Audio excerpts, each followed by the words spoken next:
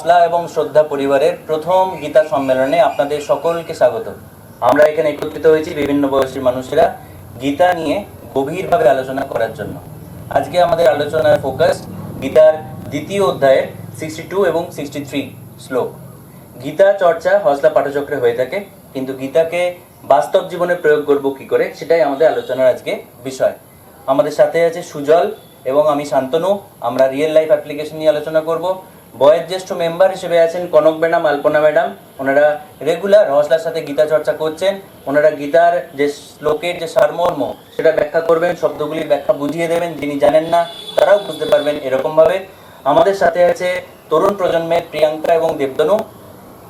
ওরা এই শ্লোকটা ইচ্ছে করেই পড়েনি, যাতে এই আলোচনার মধ্যে থেকে লাইভ ওরা শুনবে, বুঝবে এবং ওদের যে অনেস্ট কোয়েশ্চেন, কোয়েরিজ, ডাউটস জিজ্ঞেস করবে।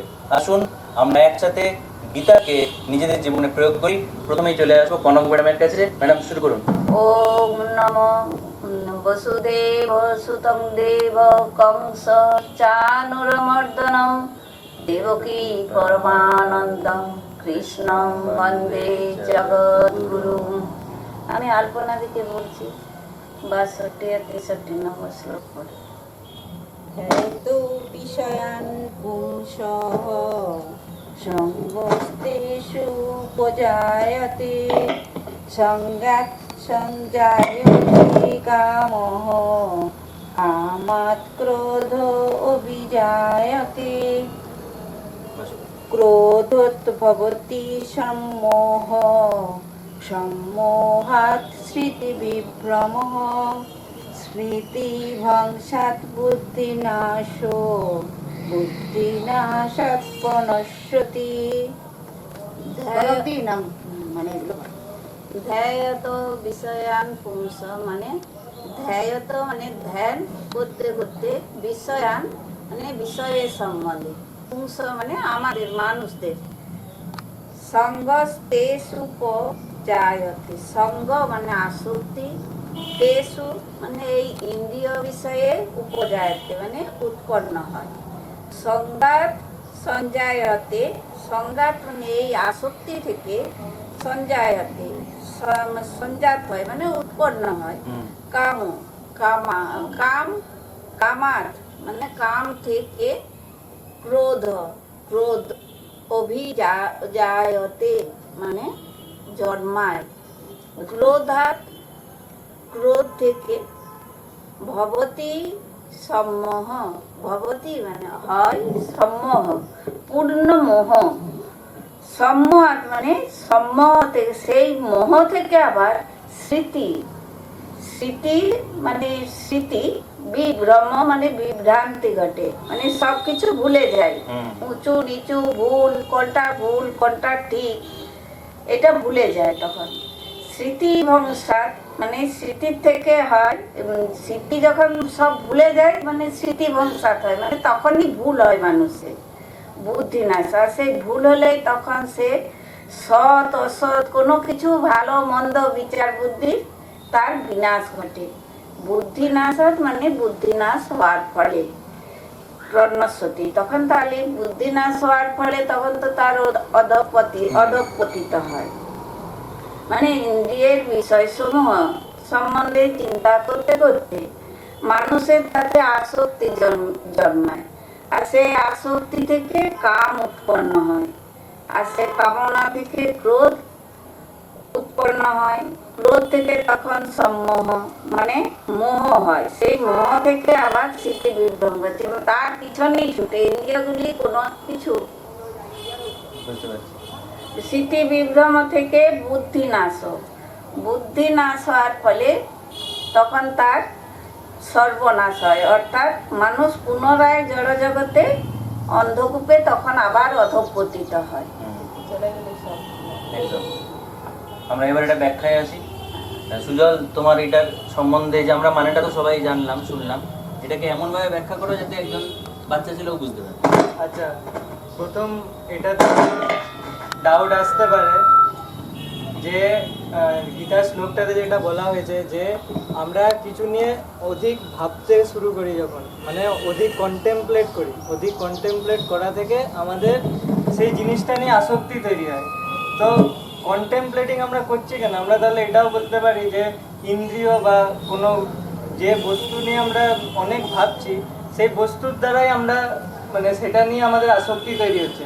তাহলে আমাদের ডাউট তো এটাও আসতে পারে যে আমি যদি চাকরি নিয়ে ভাবি, আমি যদি চাকরি নিয়ে আমি ভাবতেই থাকি, সেটা নিয়ে আমার আসক্তি তৈরি হয়, দেখি সেটাও ভুল। আমরা সেটা ভুল হতেও পারে, নাও হতে পারে, দুটো দিক আছে। প্রথমটা হচ্ছে আমরা অর্জুনের কাছ থেকে শিখবো। অর্জুন যখন বলেছিল যে আমি যুদ্ধ করব না, সে কৃষ্ণদাকে বলতে পারতো যে না তুমি যুদ্ধ করো না, তুমি মেডিটেট করতে চলে যাও জঙ্গলে। কিন্তু কৃষ্ণদাকে কি বলেছিল? না মেডিটেট করো না, তুমি কিংডমের পাওয়ার জন্য লড়ো।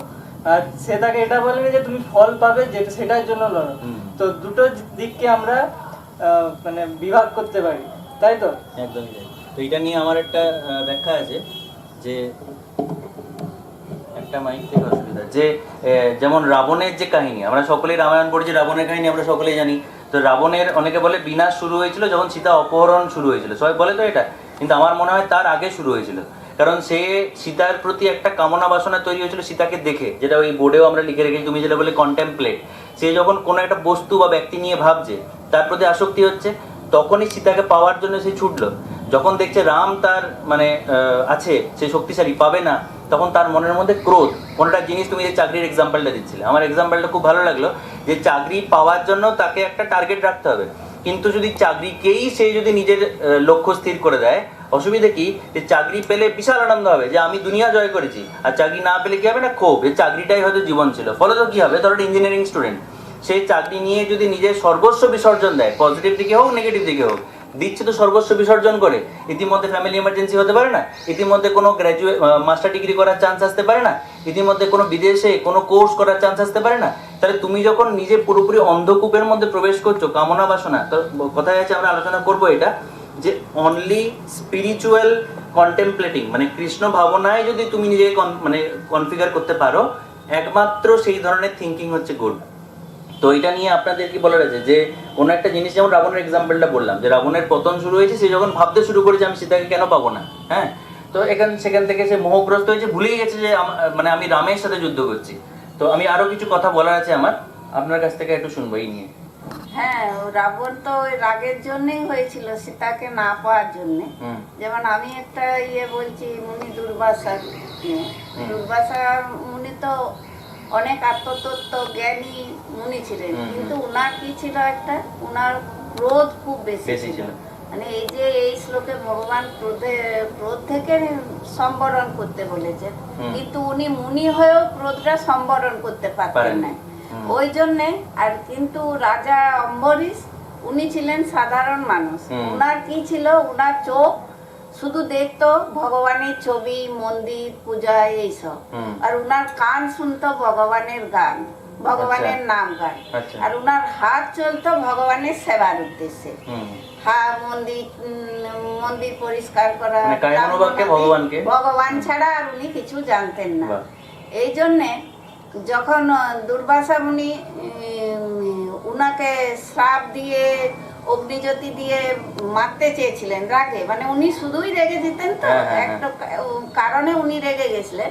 কিন্তু উনি মুনি হয়েও উনি রেগেছিলেন সামান্য ব্যাপারে, কিন্তু উনি রাজা, মস্ত বড় রাজা হয়েও মনে ভগবান ছিলেন বলে অত বড় থেকেও, বিপদ থেকে ভগবান নিজের ভক্তকে বাঁচানোর জন্য সুদর্শন চক্র দিয়ে উনাকে বাঁচিয়েছিলেন, রাজা অম্বরীশকে। মানে ভগবান নিজের ভক্তকে সব সময় দেখতে পারেন। উনার জন্য তার ভক্তকে যখন দুর্বাসা মুনি মারতে চেয়েছিলেন, তখন উনি রাগে, ভগবানেরও রাগ একটু উৎপন্ন হয়েছিল যে আমার ভক্তকে যদি কেউ মারে তখন আমারও ক্রোধ আসে, একদম। কিন্তু ক্রোধটাই তিনি নিবারণ করতে বলছেন। একদম। বিবেকানন্দ বলেছেন, স্মৃতি ধ্বংস হয়ে গেলে তাকে বন্দুক দিয়ে গুলি করে শেষ করে দাও। তো এই যে স্মৃতি কথাটা আছে না, এটা আমার খুব ইন্টারেস্টিং একটা ওয়ার্ড লাগে। স্মৃতি মানে শুধু মেমোরির কথা বলছে না, স্মৃতি মানে কি বলতো, যে আমি ভালো আর খারাপের বিচার, আমরা সকলেই এই যে অবস্থায় এখন আছি না, সকলের নিজ নিজ অভিজ্ঞতায় আছে, সবার ইউনিক অভিজ্ঞতা হয়েছে। এবারে কিছু ভালো অভিজ্ঞতা হয়েছে, কিছু খারাপ অভিজ্ঞতা হয়েছে। আমাদের স্মৃতিতে না, সাবকনসিয়াস মাইন্ডে ওগুলো রেজিস্টার আছে, যে কোনটা ভালো কোনটা খারাপ। ফলত আমার ভবিষ্যৎ রিয়াকশন কি হবে সেটা কিন্তু অনেকাংশে আমার পুরনো অভিজ্ঞতার উপরে আছে। স্মৃতি ভ্রংশ যখন হয়, যেমন কোনো মানুষ কোনো মানুষের খুন করে দিচ্ছে, কোনো বাজে কাজ করছে, কোনো মানুষের অনিষ্ট করছে, তখন এক্স্যাক্টলি তো এটাই হয়, সে ভুলে যায়, সে জানে কিন্তু যে এটা অধর্ম। যেমন আমরা যেটা সেলফ কেয়ারে মাঝে মাঝে বলি না, ত্বয়া ঋষিকেশ হৃদি স্থিতে না যথা নিযুক্ত আস্মি তথা করোমি, মানে হচ্ছে আমি ধর্ম অধর্ম সব জানি, জানে সবাই, প্রবলেম হচ্ছে আমরা জ্ঞান পাপি, আমরা সব জানি কিন্তু এটাকে ফলো করতে পারি না নিজের সুযোগ মতো, সময় মতো। বোঝাতে পারছি প্রিয়াঙ্কা বা দেবদন্ন তোমাদেরকে, যে তুমি একটা সিম্পল জিনিস ভাবো না, সুজল তোমার থেকেও শুনবো যে একটা তুমি রসগোল্লার কথা ভাবো, এখন তোমার মুখে রসগোল্লা নেই, এখন জিভে জল আসছে না? তো আমরা যে কোনো একটা জিনিস যখন ভাবছি, বা একটা গাড়ির কথা ভাবো, অনেকে দেখবে ফ্যান্সি গাড়ি, ফ্যান্সি জামা কাপড়ের শখ থাকে, হ্যাঁ, কেউ একটা রাস্তায় কোনো গাড়ি দেখলো, কোনো অসুবিধা নেই, দেখতেই পারে, বাড়ি এসে সে ইউটিউবে সার্চ করতে শুরু করলো যে কি কি গাড়ি আছে, হ্যাঁ, কি কি রিভিউ আছে, তারপরে আরো বেশি তার কামনা বাড়লো দিয়ে এবার গাড়িটা কেনার জন্য সে মরিয়া হয়ে যাবে। সবার ফ্যামিলি ব্যাকগ্রাউন্ড এক নয়, ধরো তার ফ্যামিলি ব্যাকগ্রাউন্ড তাই কারটা অ্যাফোর্ড করতে দিচ্ছে না, সে কিনতে পারছে না, রাগ হবে না? বাড়িতে অত্যাচার নির্যাতন করবে না? করছে। এবার ধরো ফ্যামিলি ব্যাকগ্রাউন্ড ভালো, সেটা তো অসুবিধাটা দেখো, একটা গাড়ি কিনলো, শান্ত থাকবে সে ওখানে, আরেকটা হাই লেভেল গাড়ি, আমার অমুক চাই, এসইউভি চাই, এই চাই ওই চাই, পারবে না? একটা গাড়িতে শান্ত হয়ে গেছে, আজ পর্যন্ত কোনো মানুষ আমরা দেখিনি। তাহলে প্রবলেম হচ্ছে দুদিকেই প্রবলেম। এবার আমরা একটু পরে তোমার আলোচনাটা একটু শুনবো, যে তাহলে মানুষ বলবে তাহলে কি আমি চোখ কান বন্ধ করে রাস্তায় চলবো? এটা আমি একটু পরে বলছি, তুমি একটু বলো সুজল। তো এই শ্লোকটা রিজেম্বল করে আমরা আরেকটা পপুলার একটা শ্লোক আছে, যেটা হচ্ছে কর্মণ্যেবাধিকার রাস্তে মা ফলেষু কদাচনা মা কর্ম ফলে তুর্বু মাতে সঙ্গস্ব কর্মণি। তো ওখানে বলা হয়েছে যে কর্ম করে যাও। অনেকে ভাবে যে এর মানেটা হচ্ছে যে ফলের চিন্তাই করো না বা ফলের আশা করো না। তাহলে কি একজন কৃষক যে ফার্মিং করছে সে চাইবে না যার কৃষক যে তার উৎপাদনটা ভালো হোক? সেরকম নয়, এটার আসল মানে হচ্ছে যে কৃষক যদিও ফসল করছে, অনেক কিছু সার্কামস্টেন্স ওর হাতে নেই, মানে বৃষ্টি কিভাবে হবে, সূর্য কতটা দেবে, এই জিনিসগুলো তার হাতে নেই, তাই তো? তো সেই জিনিসগুলো তার হাতে নেই, কিন্তু সে প্রতিটা বছর নিজের মতো খেটে গেছে যে আমি ভালোভাবে বীজ রোপণ করব, আমি মাটিটাতে সারা রকম চাষ করব। তো সেই জিনিসটা সে নিজের দিক থেকে দিয়ে গেছে, কিন্তু লাস্টে ফল কিরকম হবে সেটা পুরোপুরি তার হাতে নেই। সেই জিনিসটাই আমাদেরকে মাথায় রাখতে হবে, যে আমরা ফলের আশা পুরোপুরি না করব না, আমরা নিজেরটা প্রতি 100% দেবো। একদমই তাই। এবং এখানে এই যে এবারে যেটা আমি বলছিলাম একটু আগে, যে তাহলে অনেকের মনে প্রশ্ন হতে পারে, তাহলে কাজ করে ছেড়ে দিই, চোখ কান বন্ধ করে থাকি, ভগবানের নাম জপ করতে থাকি। সেটা সম্পূর্ণ ভুল, কারণ ভগবান বলছে না তুমি কর্ম না করলে করবেটা কি? কিছু তো করছো, অলস মনে কিছু তো চলছে। তো প্রবলেম হচ্ছে মনে যেটা চলছে সেটা কর্ম, তুমি হাত পা দিয়ে নাড়িয়ে যেটা করছো তার থেকেও বেশি। মন্দিরে বসে আছো, আমরা সেটা কাহিনী পড়েছি না ভাগবত পুরাণে, দু ভাই, একজন প্রস্টিটিউটের কাছে গেল, একজন মন্দিরে গেল। যে মন্দিরে গেল সে ভাবছে নোংরা কথা, আর যে নোংরা জায়গায় আছে সে ভাবছে পুণ্যের কথা। তাহলে পুণ্যটা কার হলো? যার মনে পুণ্য চলছিল, সে যেখানেই থাক সেটা হচ্ছিল। এবার রাসমণিও তাই করেছেন। কোন মনি? রানী রাসমণি মন্দিরে বসেছিলেন, চিন্তা করছিলেন না, সংসারে ঠাকুর গাছ চড় মেরেছিলেন। আচ্ছা, হ্যাঁ হ্যাঁ হ্যাঁ, ঠাকুর বুঝতে পেরে গেলেন যে মনে কি চলছে। তো মন নিয়ে তোমার একটা কবিতাও তুমি যেটা মাঝে মাঝে বলো, ওটা শুনবো। তো তার আগে আমরা সেটা যেটা বলছিলাম, যে তাহলে কি আমি কাজ করা বন্ধ করে দেবো? আমি তাহলে ভাববোটা কি?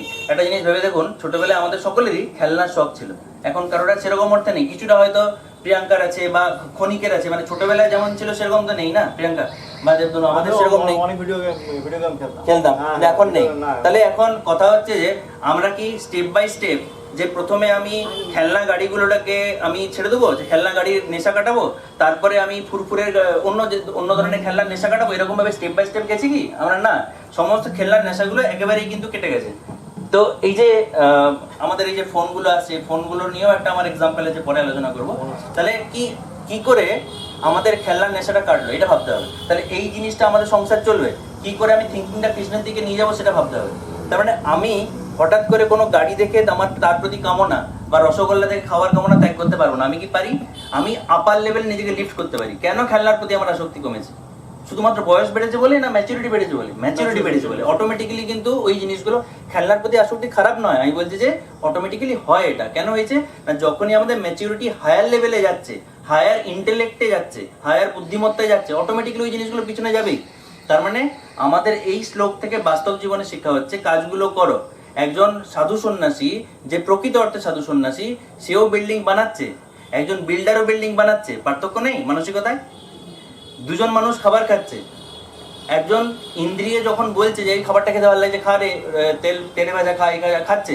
একজন সাধু সন্ন্যাসীও যে বা একজন সংসারে থেকেও, সাধু সন্ন্যাসীর এক্সাম্পল না, সংসারে থেকেও স্থিতপ্রজ্ঞ মানুষ খাচ্ছে। দুটো খাবার একই হতে পারে, খাবারের মানসিকতায় পার্থক্য নেই, আছে তো? আপনার কি মনে হয়? হ্যাঁ, খাবারের মানসিকতায় পার্থক্য আছে। স্থিতপ্রজ্ঞ মানুষ যিনি খাচ্ছেন তিনি প্রথমে ভগবানকে দিচ্ছেন, আরো ভগবানের উদ্দেশ্যে উনি মানে অর্পণ করে তারপর খাচ্ছে। আর ভগবান দিচ্ছে বলে আমি খাচ্ছি, এইটুকু আমাকে ভগবান প্রসাদ হিসাবে নিচ্ছে।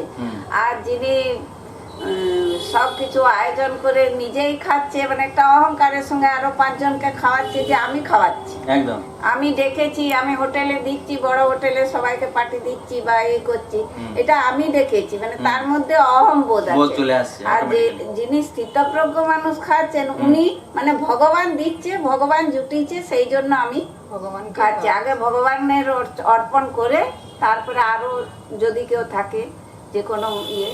আচ্ছা, আমরা একটু প্রশ্ন নিয়ে নেবো। হ্যাঁ, মানে প্রিয়াঙ্কা বা দেবদনু, তোমার যে শুনছি আমরা, বোঝাতে পারছি আমরা, মানে আমরা তো সেরকম এক্সপার্ট নই সেরকম একটা গীতায়, বাট চেষ্টা করছি যতটুকু জানছি দিয়ে যাবো সংসারে। তো প্রিয়াঙ্কা, তোমার যদি কিছু ডাউট থাকে। আচ্ছা, এখানে যেটা বলা হচ্ছে যে কোনো বিষয়কে নিয়ে চিন্তা করতে থাকা, জাগতিক বিষয় নিয়ে, এবং তারপর আমাদের মনে যে আসক্তি তৈরি হয় এবং আসক্তি থেকে কামনার কথা বলা হলো। তো আমাদের দৈনন্দিন বা প্রাত্যহিক জীবনে আমরা যদি কোনো মানুষের নিয়ে চিন্তা করি বা সেই মানুষটাকে নিয়ে সারাদিন ভাবতে থাকি, সেটাও কি তাহলে এক ধরনের আসক্তি? মানে এটাও কি গীতাতে? একদমই তাই, এক্স্যাক্টলি এটাই বলা আছে। খুব ভালো একটা পয়েন্ট। এটার একটা খুব ভালো এক্সাম্পল আমার কাছে আছে, যেটা হচ্ছে আমি একটা এক্সাম্পল দিয়ে দিচ্ছি যে একটা স্কুলে অনেক রকম ছেলে আছে, মেয়ে আছে। তো কি হলো যে প্রতিদিন ছেলেরা মেয়েদের সাথে কথা বলে, স্টাডি নিয়ে হোক, অন্য খেলার বিষয় হোক। দিয়ে কি হলো, প্রতিদিন কথা বলতে বলতে একটা ছেলের কি হলো, একটা মেয়েকে দেখে ওর কথা মনে পড়ছে বারবার, যে আমি ওই মেয়েটাকে, ওর দিয়ে ও বন্ধুদেরকে বলছে যে আমার ওই মেয়েটার কথা না সবসময় মনে পড়ে। দিয়ে ও কি বলছে, দিয়ে ও কি ওর মানে ওর মাথায় সবসময় যাচ্ছে। তো ওর কি বলছে ওর বন্ধুদেরকে যে আমার তার জন্য পড়ায় মন বসছে না, আর আমার অন্য কিছু করতে মন যাচ্ছে না, ওর মেয়েটার কথাটাই আমার মনে পড়ছে। তো এই জিনিসটা কি, এই জিনিসটা হচ্ছে গিয়ে ওইখান থেকে মানে প্রতিদিন ভাবতে ভাবতে আসক্তি তৈরি হচ্ছে। এবার ও যদি ওই জিনিসটা না পায়, ও মনে করলো যে আমার ওই মেয়েটা আমার জন্য, তাহলে ও কি মনে করলো যে ওইটাই আমার এন্ড পয়েন্ট, ওইটাই আমার গোল। তো নিজের গোলটা ওইভাবে সেট করে নিল। আমাদেরকে সেটাই বদলাতে হবে যে আমার গোলটা কি, ওটা ফ্রুটফুল হবে না হবে না। একদম, এই যে তুমি যে পয়েন্টটা খুব সুন্দর ব্যাখ্যা সুযোগ দিলে, আমার একটা ব্যাখ্যা আছে যে তুমি ধরো কারোর সম্বন্ধে ভাবছো, মানে তুমি প্রিয়াঙ্কা মনের মধ্যে সেই মানুষটাকে একটা জায়গা এতটা দিয়েছো, ঠিক আছে? এবার মন অতটা জায়গা দিয়ে দিয়েছে, তোমার শরীর বা তোমার যে পরিস্থিতি অত জায়গা দিতে পারছে না, তো পারবে না। কোনো মানুষকে আমরা একজন মা ছেলে ভাবো, ছেলে মেয়ে ছেড়ে দাও, মা ছেলে ভাবো। সেই মা ছেলে, সেই মা ছেলে যখন ছেলের কথা, ছেলে মায়ের কথা, মা ছেলের কথা, প্রসঙ্গত মা ছেলের কথা বেশি ভাবে। অসুবিধা কি হয় যে এবারে মনের মধ্যে মা ছেলের কথা ভাবছে, এবার কলটা আসবে, ভাবছে এবার ছেলে কি করছে। এবার ছেলে যদি 1 মিনিটের জন্য না জানায়, ছেলের ভুল মায়ের ভুল বাদ দাও, এই এক্সপেকটেশনের জন্য যে একটা ফলটা হচ্ছে কিনা, এক্সপেকটেশন মিসম্যাচ হচ্ছে। তো তাহলে যেটা প্রিয়াঙ্কা বললো খুবই প্রাসঙ্গিক প্রশ্ন, যে মনে এত জায়গা দিয়ে দেওয়া হচ্ছে আর কোনো মানুষই অতটা এক্সপেকটেশন ফুলফিল করতে পারবে না, জেনারেলি পারে না। তো তখন কি হয়, যে মানুষটা মানে যে মানুষ এত খাটলো, মনে এত জায়গা দিল, সেই নিরাশ হয়। তাই জন্য আমার মনে হয় যে মানে প্রশ্নটা অত্যন্ত প্রাসঙ্গিক, আধুনিক যুগের সাথে মিলিয়ে। আর এই যে ফোনটা আসলে আমি বললাম না যে একটা খুব ভালো এক্সাম্পল সোশ্যাল মিডিয়া নিয়ে, আমরা এই যে কাজ করছি বা এই যে ফোনটা এলো, ফোনের দিকে তাকালাম, আগে ফোনটা এসছে বলে নয়। ধরুন আমরা কিছু ভালো কাজ, ফ্রুটফুল কাজ, মিনিংফুল কাজ করছি, অনেক সময় না ফোনটা দূর আর ভালো লাগছে না কাজটা করতে, একবার দেখি ফোনটা, ওই যে নিলাম ফোনটা নিলাম, তারপর দেখতে কিছু করবো রিলস, তারপরে কতগুলো লাইক এসছে। মানে আমার থিঙ্কিং হলো কি, মোবাইলটা একবার দেখি, মোবাইল নিয়ে অ্যাটাচমেন্ট কি, রিলটা একটু দেখি। রিলটা অনেক ভাবে সোশ্যাল মিডিয়ার টাইম ওয়েস্ট, অর্ধেক কথা টাইম ওয়েস্ট শুধু নয়, সোশ্যাল মিডিয়া তোমাকে টেনে রেখে দিচ্ছে, অ্যাডিকশন তৈরি করছে। কেন না, তুমি ডিজায়ার, রিলটা দেখলাম, আমার পোস্ট করা রিল, আমার পোস্ট করা তো লাইক এসে দেখি। আমাদের হজদায় যতজন কাজ করে, আমি চেষ্টা করি সবাইকে এটা বলা যে কাজগুলো করছো করো, পোস্টগুলো করছো করো, লাইক কমেন্ট একদম দিতে যাও না। ধরো তুমি লাইক কম এলো, কি হবে যে আমি সেই জিনিসটা দূর কি এমন করবো যে আমি তাহলে এমন পোস্টে লাইক বেশি আসবে। আর কারা লাইক করছে, যারা আমাদের জাস্ট সোশ্যাল মিডিয়াতে স্ক্রোল করছিল, মানে সেগুলো কোনো ইম্প্যাক্ট নেই, আমাদের কাজের সাথে কোনো ইম্প্যাক্ট আছে, সেই লাইকগুলো নেই। আর ধরুন লাইক এলো না, তাহলে কি হবে না, সে তখন হতাশ হয়ে আর হয়তো পোস্টই করলো না। বা ধরুন বেশি লাইক এলো, ধরুন একটা কোনো ভিডিও, এই যে গীতা আলোচনা আমরা করছি সোশ্যাল মিডিয়াতে দেবো, ধরুন বেশি লাইক এলো না, তাহলে আমরা কি বলবো, পরের আগে ভাববো, তাহলে ক্যামেরা অ্যাঙ্গেলটা চেঞ্জ করলে কি ভালো হবে? আচ্ছা আমি কি তাহলে গোল করে বসেছি, লম্বালম্বি বসলে ভালো হবে? অহেতুক চিন্তা করছি না, আরে লাইকের ভিত্তিতে একটা এত সুন্দর আলোচনা কেন নির্ভর করবে? সোশ্যাল মিডিয়া তো সবকিছুর গুরুত্ব বুঝবে না। আর ধরুন বেশি লাইক চলে এলো, কিসে চলে এলো আপনি বিশ্বাস করবেন না। আমাদের অ্যাকচুয়ালি মেডিকেল এক্সাম্পল বলছি, যে ইউটিউবে সব থেকে বেশি লাইক যে ভিডিওগুলোতে আছে 2-3টে ভিডিও মিনিংলেস ভিডিও, মানে সেগুলো ছোট ছোট ভিডিও যার কোনো মিনিং নেই। তাহলে কি আমি চেষ্টা করবো, যেটা আজকাল সবাই কন্টেন্ট ক্রিয়েটাররা করে, যে সবাই ওই রিলটা বানাচ্ছে, আমি ওই রিলটা বানাবো, হয় কি হয় না? তাহলে বেশি লাইকেও ঝামেলা, কম লাইকেও ঝামেলা। তো সোশ্যাল মিডিয়ার এই যে ডিস্ট্রাকশনটা বা মোবাইলের ডিস্ট্রাকশন হাঁটাবো কি করে? যখন কোনো মিনিংফুল কাজ করছি তখন মোবাইলটা দূরে রাখলাম, ফিজিক্যালি হলো। মনের মধ্যে আমি ভাববো যে এই সময়টা আমি যখন মোবাইল দেখছি, মোবাইল দেখতে দেখতে পড়ছি না, মোবাইল দেখতে দেখতে খাচ্ছি করছি না, মোবাইল দেখাটা আমি ডেডিকেটেড রাখছি, আর বাকি আমার ভালো ভালো কাজগুলোর সঙ্গে মোবাইলটাকে ঢুকিয়ে দিচ্ছি। সেটা ভুল কিনা? কোনো প্রশ্ন আছে কি? একদম। আমাদের এই সম্মেলনটা যেটা হচ্ছে হ্যাঁ। এই জন্য নয় যে ফেসবুকে যা অনেক লাইক একদমই নয়, একদমই নয়। আমরা এটা নিজেদের মধ্যে ডিসকাস করে কিছু কিছু রিয়েলাইজেশন পাচ্ছি এবং হ্যাঁ। নিজেদেরকে আমরা উন্নতির দিকে ঠেলে দিচ্ছি। একদম। এটাই আমাদের মেন গোল। আচ্ছা, আরেকটা জিনিস বলি, যে প্রসঙ্গটা বললাম, যে আমি ধরো একটা বস্তু বা ব্যক্তি নিয়ে ভাবছি, কন্টেম্পলেট করছি, আমি কি করে সেটাকে চেঞ্জ করবো? হঠাৎ করে সেই মানুষটাকে বুঝতে হবে না, একদম না। কোনো মানুষকে নিয়ে ঘৃণা যতটা বাজে, তাকে ভালোবাসাও ততটা বাজে। পজিটিভ ইমোশন, নেগেটিভ ইমোশন দুটোই বাজে। কোনো মানুষের নিন্দা করাও বাজে, তার প্রসঙ্গে উদ্দীপ্ত করাও বাজে। আমি তার মধ্যেই হয়ে যাবো। তাহলে কি করবো? রামকৃষ্ণ দেব বলেছেন না, মোড় ঘুরিয়ে দাও। ওই মানুষটার উপর কৃষ্ণকে আরোপ করে দাও। ওই মানুষটা নিয়ে ভাবো, ওই মানুষটাকে হৃদয় থেকে সরিও না, সে মানুষটা থাক, কিন্তু খালি সেই মানুষটার উপরে কৃষ্ণ যখনই ওর কথা মনে পড়ছে, কৃষ্ণ তুমি আছো সেই মানুষটার রূপে, সেই বস্তুর রূপে, কি হবে? ওই পুরো প্রসেসটাই ফলো হবে, কৃষ্ণের প্রতি একটা আসক্তি বাড়বে। যার কৃষ্ণের প্রতি আসক্তি বাড়ে, কৃষ্ণ দায়িত্ব নিয়ে তার মনের মধ্যে ভক্তি ভাব বাড়ে, তখন সে কৃষ্ণের নাম আরো বেশি করবে। এটাই তো সৎসঙ্গের উপকারিতা। এই যে একটু একটু করে, তাই না? আমরা সেলফ করে, আপনার কি মনে হয়? হ্যাঁ, একদম। এই যে গীতা পাঠ চর্চা এতটা তো করতে পারছিলাম না, করছিলাম, কিন্তু এই যে হচ্ছে, এর জন্যই হচ্ছে, অনুশীলনের জন্যই হচ্ছে। একদম। আর যদি কারো কিছু পয়েন্ট, হ্যাঁ বলুন। আর এই শ্লোকের মানেও তাই দাঁড়াচ্ছে, মানে ভগবানও এখানে ওই ইন্দ্রিয় থেকে মন তুলে ভগবানের উপরে আস্থা রাখতে বলছেন, তাহলে ক্রোধ কম হবে। একদম। কেউ রাগালেও তখন ভগবানের নাম নিলে, বা আমি এই যেমন আমি হয়তো রাগ কোনো কিছু ব্যাপার হলো, চলো তখন একটু, আর গীতা পড়ছি আর রাগ হয়ে আসছে, চলো কন্ট্রোল করবে। এই যে এখন আমরা আলোচনা করছি মশা কামড়াচ্ছে, এবারে যদি আমরা শিখি শ্লোকটা থেকে সত্যিকারে, মশা কামড়াচ্ছে তো মশাকে তাড়াবো, যা করার করবো, কিন্তু বিরক্ত হবো না। বিরক্ত কারণ হবো না। এটাই তো আমরা বারণ করতে চাইছি যে আমরা করবো না, ইমোশনটাকে কন্ট্রোল করবো। আর করবো কি করে? না কৃষ্ণের কথা ভাববো। ভাবতে। আচ্ছা। হ্যাঁ, এটা খুব একটা ভালো শ্লোক আছে দেবদনু। এটা আমাদের ওর সাথে বন্ধু হিসেবে আলোচনা করি মাঝে মাঝে। ওই ইয়াদ করোসি ইয়াদস্নাসি ইয়াদ জুহোসি দদাসি ইয়াদ তপস্যাসি কৌন্তেয় তৎ কুরুষ্ব মদর্পণম। তো আজকে এই শ্লোক থেকে যারা আমাদের দেখবেন পরবর্তীকালে বা লাইভ অডিয়েন্স হিসেবে ধৈর্য নিয়ে যে প্রিয়াঙ্কা দেবদনু শুনছে, ওদেরকে ধন্যবাদ। মদর্পণম কথা পায় যে সবকিছু তাকে অর্পণ করে দেয়। কারোর সাথে মানে কথা বলছো কি বলছো না, কারোর কথা ভাবছো কি ভাবছো না, খাচ্ছো কি খাচ্ছো না, সব থেকে অর্পণ করে দাও। ঠিক আছে প্রিয়াঙ্কা, তোমার হ্যাঁ বলো। আমাদের ব্লগ পেজে, ওয়েবসাইটে একটা ব্লগও আছে মদর্পণমের উপর। হ্যাঁ, মদর্পণম। আপনি ওটা গিয়ে দেখতেও পারেন, shraddha.hosla.in/blogs। আর তোমার ওইটা বলো, মন কে আগে। হ্যাঁ, আরেকটা এটার জড়িত একটা শ্লোক আছে, যেটা আমি কোন বনেগা করোড়পতিতে শ্লোক শুনেছিলাম। মানে কবিতা। হ্যাঁ, मन के हारे हार है, मन के जीते जीत, जो बिन लड़े जो हार जाए उन पे है धिक्का। এটা হচ্ছে একটা মানে শায়রি টাইপের। শায়রি। হরিবংশ রায় বচ্চনের একটা যে কোশিশ করনে वालों की, ওটা আমরা আলোচনা করি মাঝে মাঝে হসলায়। প্রিয়াঙ্কা, তোমার আরো কিছু ডাউট আছে? আচ্ছা, আমরা জানি হোসলাতে পাঠ্যচক্রতে গীতা আলোচনা হয়, তাহলে এই গীতা সম্মেলন ওটা থেকে কি করে আলাদা, বা এটার এতটা প্রাসঙ্গিকতা? এটা আমি অ্যানসার দিতে পারি, আপনারা কেউ দেবেন কি? আমি বলে দেবো, বলুন। গীতা আলোচনা হলে আমার মতে মানে সবাই একটা জানতে পারবে যে গীতা অধ্যয়ন করা কত ভালো, গীতা পাঠ করা, বা আলোচনার একটা করলে আরো 5 জন বেশি জানতে পারবে। আমরা যারা করছি সৎসঙ্গ হচ্ছে, একটা সৎসঙ্গ হচ্ছে বলে মানুষ একটু শুনবে, মানে আমাদের তো উদ্দেশ্য, আমরা তো যেটুকু করছি সেটুকু আরো দান করা, বা বিদ্যা দান করা। তাহলে একজন কেউ যেতে যেতে যদি একটুও শুনে, সেটাও আমাদের একটু ভগবানের কীর্তন করা হলো, আমার মতে এইটাই। খুব ভালো বলেছেন। এবং ও যেটা বললো যে পাঠচক্রে তো হচ্ছিল, আরেকটা এটা কেন, তো খুব ভালো একটা প্রশ্ন যে পার্থক্য আছে দুটোর মধ্যে একটু হলেও, দুটোতেই আমরা ভক্তি প্রচার করছি। এবং শ্রীকৃষ্ণ গীতাতে বলেছেন অ্যাকচুয়ালি যে সমস্ত দানের মধ্যে, এবং স্বামীজি বিভিন্ন কথাই বলেছেন যে তুমি কাউকে খাবার দিতে পারো, ভালো কাজ, পূর্ণ কাজ, দাও, কাপড় দান করতে পারো, করো। সব থেকে বড় কাজ এই কলিযুগে দাঁড়িয়ে আধ্যাত্মিক জ্ঞান বা বিদ্যা দান, যেটা ম্যাডাম বলছিলেন। শ্রীকৃষ্ণের দ্বিতীয় না পঞ্চম অধ্যায় একটা শ্লোকে খুব সুন্দর আছে। তো প্রিয়াঙ্কা, তোমার প্রশ্নের উত্তর দিতে গেলে দুটোর পার্থক্য হচ্ছে, পাঠচক্রে আমরা কি হচ্ছে সিরিয়ালি এগিয়ে যাচ্ছি। গীতা পাঠচক্র যেটা হচ্ছে আমাদের, যে এখন ওখানে বোধহয় কত নম্বর অধ্যায় হচ্ছে, অষ্টম নাকি নবম শুরু হবে, ঠিক আছে। এবারে এখানে ওখানে কি হয় যে আমাদের সিরিয়াল মেনটেন করতে হয়, সিলেবাস মেনটেন করতে হয়, আরো অনেক কিছু আমাদের শাস্ত্র চর্চা হয়, তুমি তো জানো, রামায়ণ হয়, উপনিষদ হয়। ন্যাচারালি ফোকাসটা ওখানে গভীর আলোচনার দিকে আমরা যেতে পারি না অতটা যতটা যেতে চাই।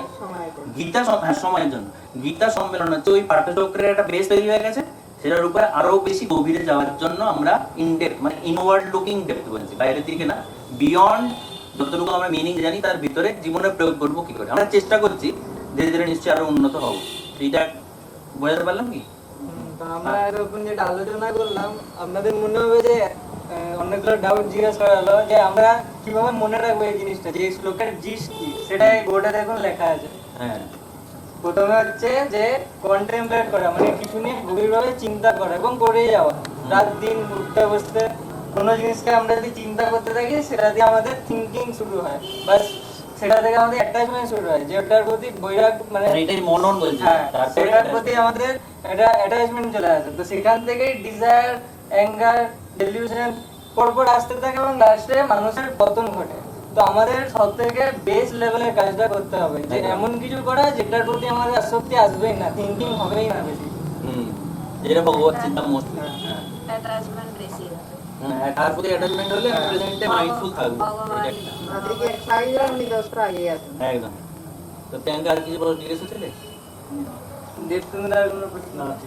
এমনি বোঝাতে পারলাম তোমাদের এই গীতাটা। তো এমনি তোমাদের কি মনে হচ্ছে গীতার শ্লোক বা গীতা পাঠ এটা জীবনে, মানে যেমন আমাদের যারা জেনারেশন বা এখনের যারা জেনারেশন, তারা ভাবে হচ্ছে গীতা একটা সময় নষ্ট হিসেবেই ভাবে, আধ্যাত্মিক আলোচনা বয়স হলে করবো টাইপের ভাবে। তো আমার যেটা পার্সোনালি মনে হয় না, আমার মনে হয় যত আর্লি শুরু করবে তোমার তত ভালো। যে আমি একটা কথা বলি যে পরীক্ষা শেষ হয়ে গেলে পড়াশোনা করে কি লাভ হলো, তো এটা না পড়লেই পারতে। তো জীবনটাই তো মানে জীবনের শিক্ষাই তো গীতায় শ্রীকৃষ্ণ বলে গেছেন। তো বৃদ্ধ বয়সে বানপ্রস্থের সময় তুমি আর কি প্রয়োগ করবে? যদি কেউ বানপ্রস্থ বা বয়সকালে করছে এই জন্য করছে, আর কোথায় সময়, এই জীবনে তো সময় নেই, নো ফল ব্যাক অপশন ভেবে করছে, তাই না? তো তোমাদের কি ধারণা, মানে এই শ্লোকটা সম্বন্ধে তোমরা যে শুনলে বা কেমন লাগলো তোমাদের, একটু বিস্তারে বলো। প্রিয়াঙ্কা, প্রিয়াঙ্কা বলো।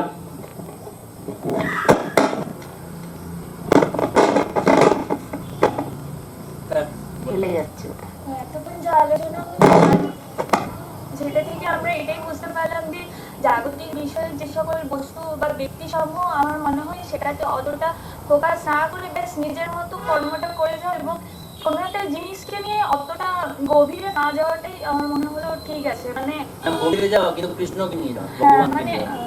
মানে ভক্তির দিকটাকে একটু উন্নত করো এবং একদম। তার সাথে ভগবত মানে আমাদের যে শ্রীকৃষ্ণের প্রতি যে ভাবমূর্তিটা, সেটাকে একটু ওই মানে ওই দিকে আমাদেরকে ধ্যানটা রাখা উচিত। একদম।